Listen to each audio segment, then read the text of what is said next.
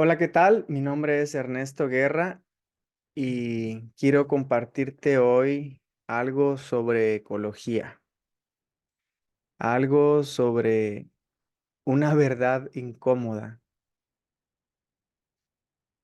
En el año 2006, el vicepresidente en aquel tiempo de Estados Unidos, Al Gore, hizo un estudio sobre lo que podía pasar en el mundo si seguíamos actuando como estábamos actuando en aquel tiempo.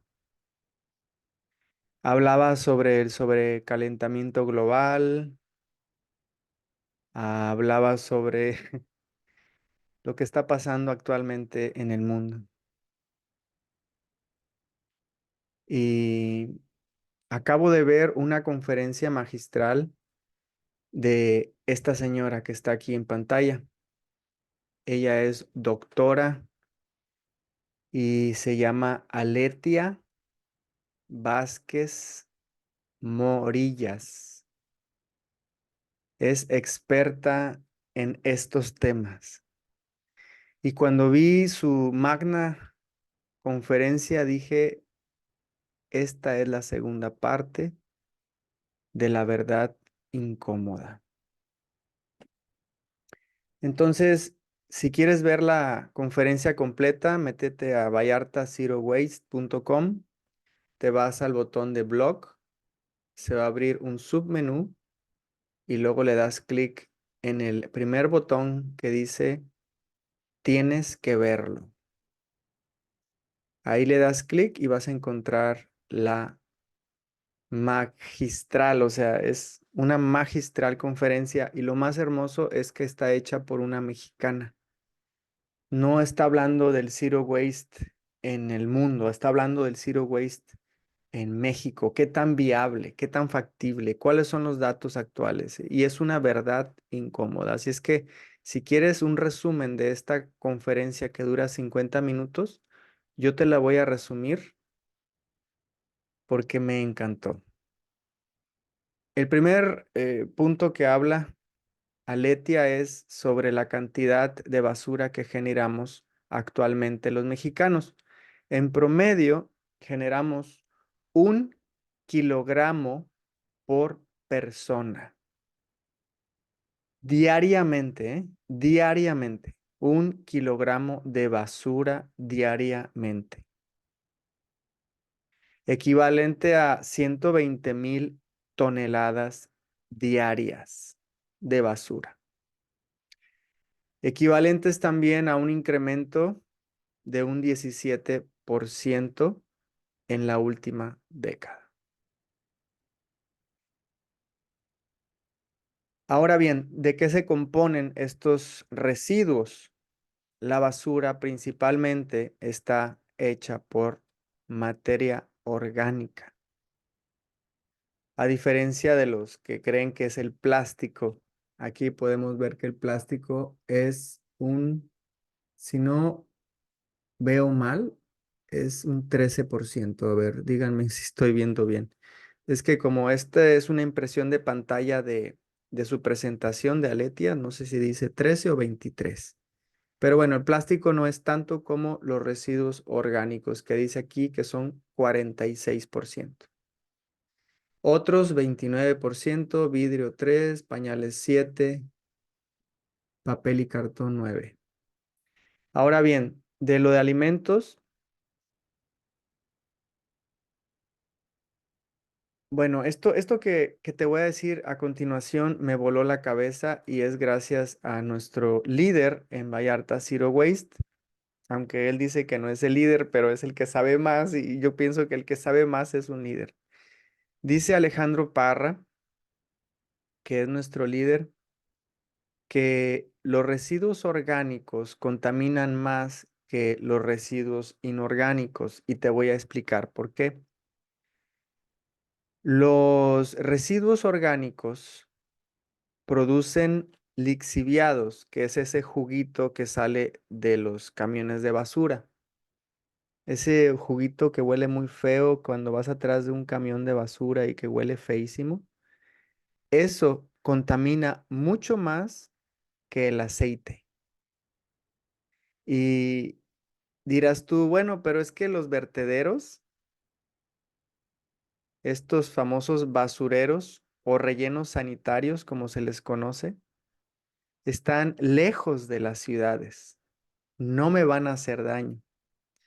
Aletia dice, y Alejandro también, que sin importar dónde estén, generan daño por medio de la tierra a los mantos acuíferos y dañan la atmósfera porque producen metano y gases invernadero que dañan la atmósfera. Entonces, yo no sabía, pero los rellenos sanitarios están contaminando incluso más que los automóviles. Así o más claro, es una verdad incómoda. Entonces, el no tener un centro de procesamiento orgánico para hacer composta está provocando que estemos dañando no solamente la tierra, sino la atmósfera. Vamos a continuar con la presentación de la verdad incómoda número 2. La necesidad de manejo. Así es como se maneja en Puerto Vallarta y en muchas otras ciudades de México. Se genera basura, viene un camión recolector, que aquí en Vallarta es un camión compactador, o sea que no hace separación, simplemente revuelve toda la basura y después se lleva a un vertedero, a un relleno sanitario. Si bien nos va, porque la doctora nos explica que hay un gran porcentaje de ciudades en México que no tienen vertederos, entonces tienen que incinerarlos y deshacerse de la basura de otras formas. Ahora bien, vamos a hablar de cómo lo está haciendo Europa Occidental, que es, pues se puede decir que la zona más avanzada en temas zero waste o cero residuos. Generan basura, se separa la basura en la fuente, o sea, antes de que llegue el camión repartidor. Ya cuando llega el camión repartidor, no es un camión repartidor cualquiera, es un camión repartidor especial o a veces son varios camiones diferentes. Uno se lleva el plástico, otro el orgánico, otro el cartón, etcétera. Entonces, esa es la forma como se debe de hacer para realmente hacer una economía circular que más adelante vamos a explicar. Ya que se hace la recolección, se reduce muchísimo, muchísimo, muchísimo, muchísimo la cantidad de basura que va a los vertederos o rellenos sanitarios. O sea, ya es mínima la cantidad. De hecho, una cosa que yo no sabía y te la digo al costo, es que para convertirte en una ciudad, en una empresa, en una escuela o una institución Zero Waste, necesitas manejar tus residuos eficientemente a un 85%. Esto significa que lo vas a reutilizar, lo vas a reciclar o lo vas a compostar. Y solamente tienes derecho a un 15% de basura que no va a poder ser reutilizada o reciclada o compostada y se va a ir a un vertedero. Y bueno, aquí dentro de la forma avanzada de manejo de residuos, después de que recolectan, una de esas funciones después de recolectar es mandarla a los recicladores, que le van a dar una valorización a esos recursos porque ya no se manejan como residuos. En una economía circular se le da valor a la basura. Entonces, cuando ya llega el camión repartidor de esa basura, ya la tiene correctamente separada y se le da una valorización y una reutilización. Aquí vamos a empezar a hablar de los datos incómodos, ¿ok?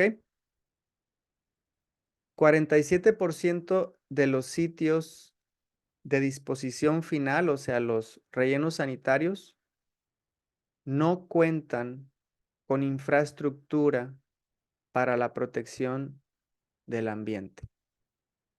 82 instalaciones cumplen con las características básicas de infraestructura. Esos puntitos verdes son únicamente los puntitos donde hay algunas empresas privadas, porque estaba explicando la doctora que generalmente los que tienen centros de procesamiento orgánico, o sea, manejo de residuos orgánicos o composta, son empresas. Entonces, estos puntitos verdes son empresas privadas que están haciendo uso correcto de sus residuos orgánicos. Todo lo que está en rojo son vertederos, son basureros clandestinos o no clandestinos, rellenos sanitarios con mal uso de la basura. Una de las cosas que nos explicó Alejandro Parra en una de las conferencias que nos dio es que una lechuga en mi refrigerador se descompone mucho más rápido que en un relleno sanitario. ¿Por qué? Porque en mi refrigerador, aunque está refrigerado, si no uso una lechuga en 10 días, empieza a ser feíta y ya se pudre y ya no la puedo usar. Entonces, si la dejara ahí en el refri, no sé, 2 meses ya se hace fea, fea, fea, totalmente descompuesta. Se hace agua o lixiviado. Y en cambio, en un vertedero, en un basurero, en un relleno sanitario, lo que hacen es más basura llega y esa lechuga que se pudo haber desintegrado si se hubiera puesto en un centro de procesamiento orgánico para crear composta, como se le mete más basura arriba, lo que hace es que haya falta de oxígeno.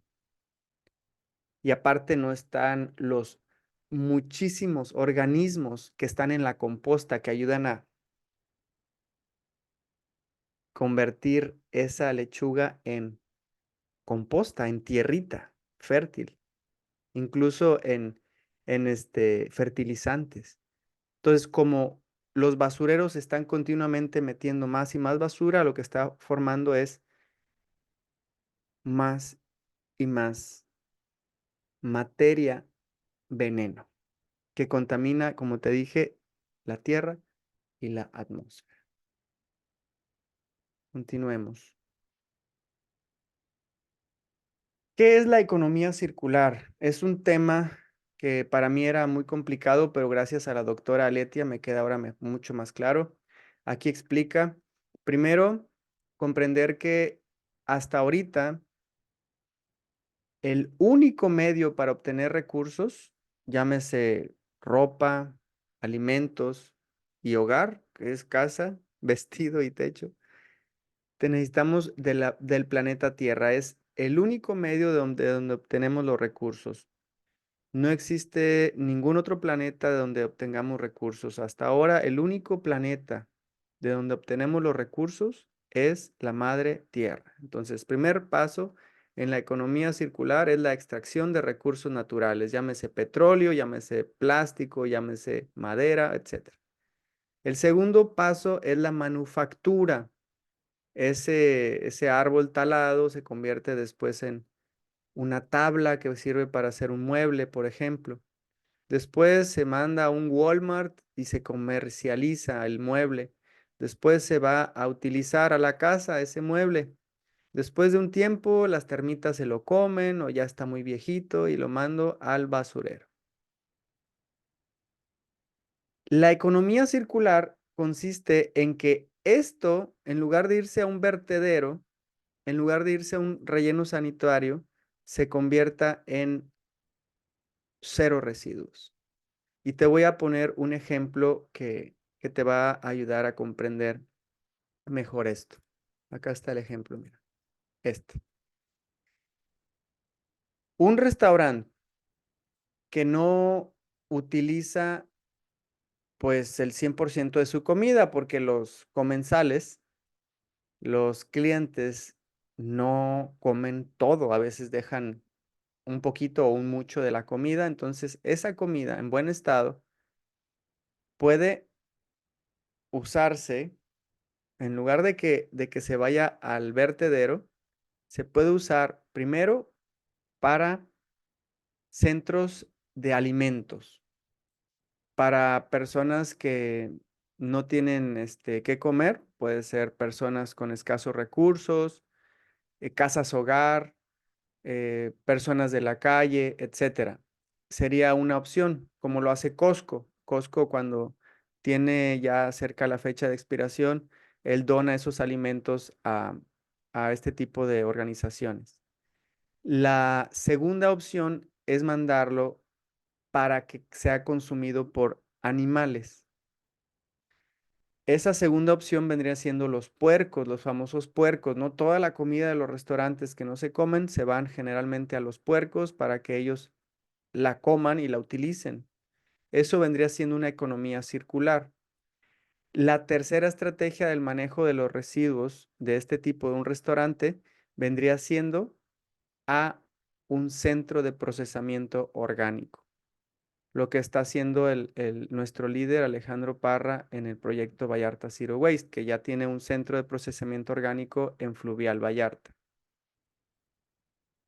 Y de esa manera, esa comida desperdiciada vuelve a utilizarse para generar composta. Y la composta es tierra muy, muy, muy buena, que puede ser utilizada para jardines, incluso para fertilizantes, como abono excelente, etcétera, etcétera, etcétera. Entonces, esos son ejemplos de lo que es una economía circular. ¿Ok? Fíjate qué interesante. Es un sistema económico que busca disminuir el consumo de recursos naturales, la generación de residuos y la contaminación, manteniendo los productos y materiales en uso el mayor tiempo posible. Los beneficios de la economía circular: reducción del impacto ambiental, uso eficiente de recursos e incremento en la resiliencia económica. Hay una ecolíder que está dentro del proyecto, su nombre es Carla, que creó un grupo de Facebook en donde está poniendo a la venta o en donación artículos para que sean reutilizados. Dentro de Vallarta Zero Waste vas a encontrar en el blog ese recurso. Es la economía circular en acción. Es poner en un grupo de Facebook, por ejemplo, libros. Tengo libros que ya no los voy a leer, y en lugar de tirarlos, los pongo a su disposición en donación, o denme 10 pesos o lo que quieras cobrar. No, pues que sabes qué, tengo este termo que ya la mera verdad está muy viejito, ya no lo quiero, lo pongo en venta en 10 pesos o lo regalo. Esto es economía circular. Poner un producto para que se reutilice el mayor tiempo posible, en lugar de simplemente desecharlo y mandarlo a un relleno sanitario que va a contaminar, como te dije, el subsuelo y el aire.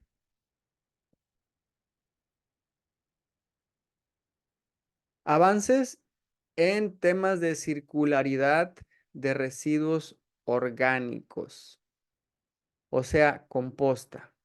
¿Sale? Centros de procesamiento orgánico. Como puedes ver, es muy pocos los lugares donde se hace este trabajo de procesamiento orgánico. Aquí tenemos en Puerto Vallarta la fortuna de tener a Alejandro Parra, que ya inició, pero son muchos lugares los que todavía no manejan este tipo de centros de procesamiento orgánico. No convierten ese 50% de basura en composta. Entonces, ¿qué sucede? Que se contamina, como te dije, el subsuelo y los aires. Ojo, la economía circular no es manejo de residuos solamente. No es equivalente al reciclaje y no se logra solo con cambios en leyes ambientales.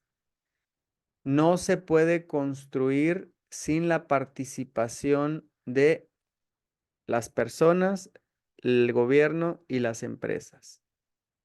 No es una meta que se alcanza en algún momento. ¿Por qué no es una meta? Porque esto es una cosa que se debe de hacer todos los días, por toda la eternidad, si queremos que este planeta Tierra siga estando bien. Si no lo queremos bien, tenemos que hacer lo que estamos haciendo hasta ahora, consumiendo más de lo que puede generar el planeta Tierra. Esto lo dice Aletia en su conferencia y me impactó, por eso le llamo yo la verdad incómoda. El planeta Tierra ya no se da abasto para procesar tanto consumo inconsciente por parte de los seres humanos. Y lo que pasó en Acapulco es una muestra de que el planeta Tierra tiene formas de defenderse. La destrucción de todas estas propiedades en Acapulco es una muestra de que el planeta Tierra ya tiene fiebre, así como cuando nosotros tenemos fiebre, que algo mal está en nuestro sistema y que el cuerpo quiere deshacerse del virus por medio de la fiebre. Es lo mismo que está pasando con todos los huracanes, todos los cambios en el clima, cosas extrañas que antes no sucedían, nevadas donde no debe de nevar o no neva cuando normalmente nevaba, etcétera, etcétera, etcétera. Entonces, todo esto es muy, pero muy sencillo. El planeta Tierra va a quedarse solamente con los que sean elementos colaboradores con su proceso natural de ecosistema, pues. Si no nos alineamos a su proceso natural de cómo manejan los residuos de forma natural, vamos a ser contra natura y lo que va contra natura va a dejar de existir. Eso es un hecho y lo estamos viendo actualmente. El reciclaje. Esto me pareció súper importante. Habla de los plásticos aquí.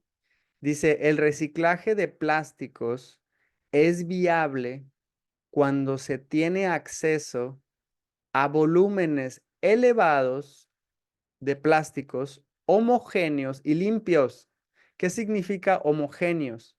Del mismo color, del mismo tipo, porque si metes un plástico negro, contaminas al demás plástico y ya no sirve ese lote de plástico. Entonces tienes que tener plástico limpio, homogéneo y en grandes volúmenes. Entonces, hay pocas plantas de reciclaje de plásticos en Puerto Vallarta, no tenemos aún, se manda mucho a Guadalajara, pero bueno, es una oportunidad para los empresarios que quieran emprender este tipo de acciones. ¿Qué y dónde se recicla?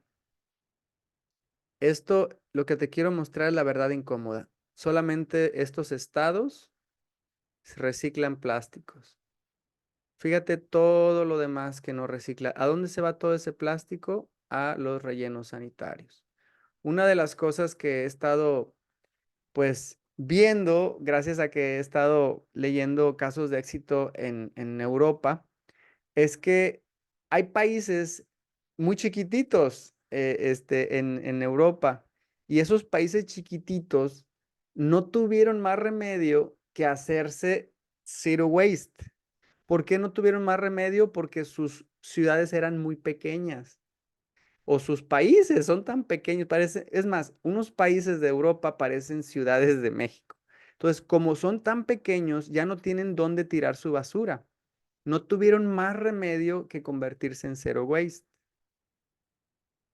En México no tenemos que esperar a dañar la madre tierra, igual que los países europeos, y decir, ya no cabemos, la basura es tanta que ya no cabemos, no tenemos que llegar a ese grado para tomar acción.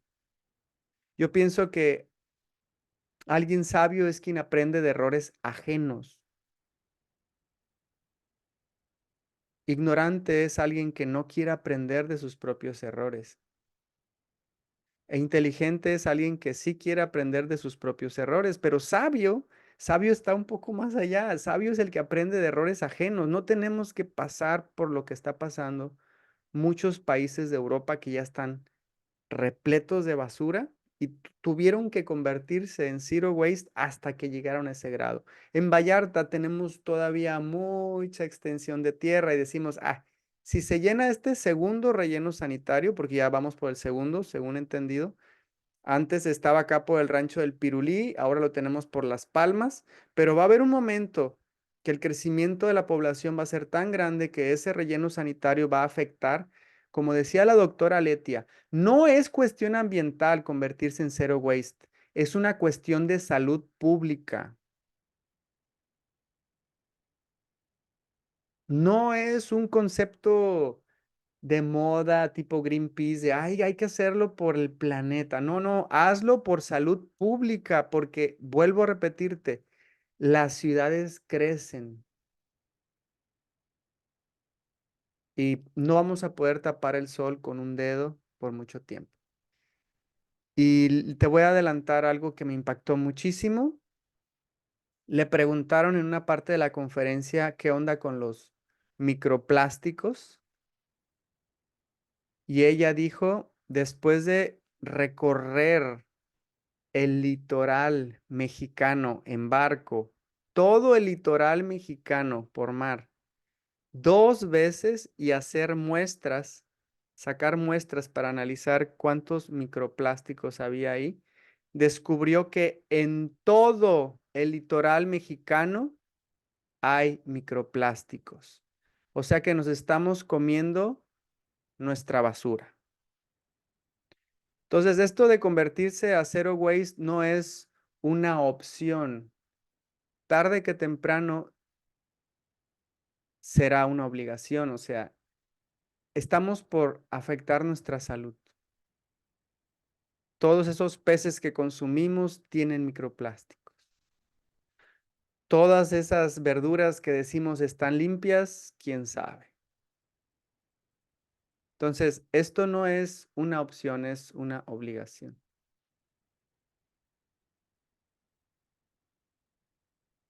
Marco regulatorio para plásticos, inconsistencias. Este es otro mapa que me habla de la verdad incómoda.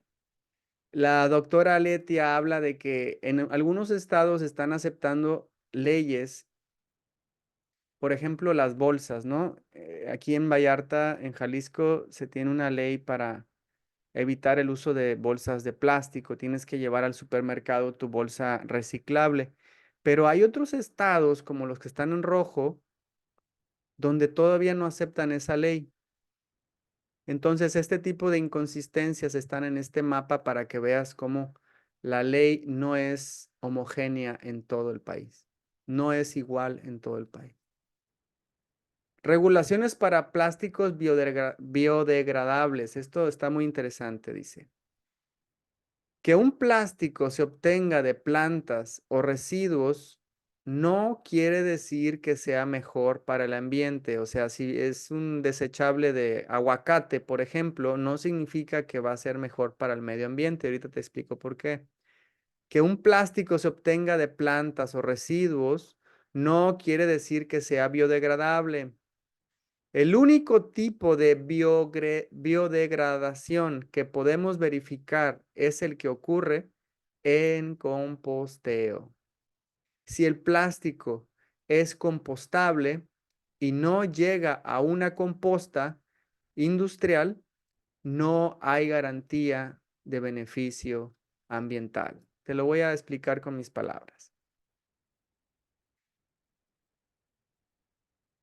Si tú compras en un restaurante que está manejando desechables de aguacate y tú dices, ya estoy haciendo algo por el planeta Tierra, la verdad es que si ese desechable de aguacate no es compostable, en primer lugar tiene que decir en la etiqueta que es compostable, porque capaz si es algo que se le conoce como green, ay, ¿cómo se llama?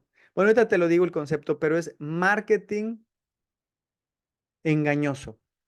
Hay empresas que están haciendo marketing engañoso con tal de vender sus productos.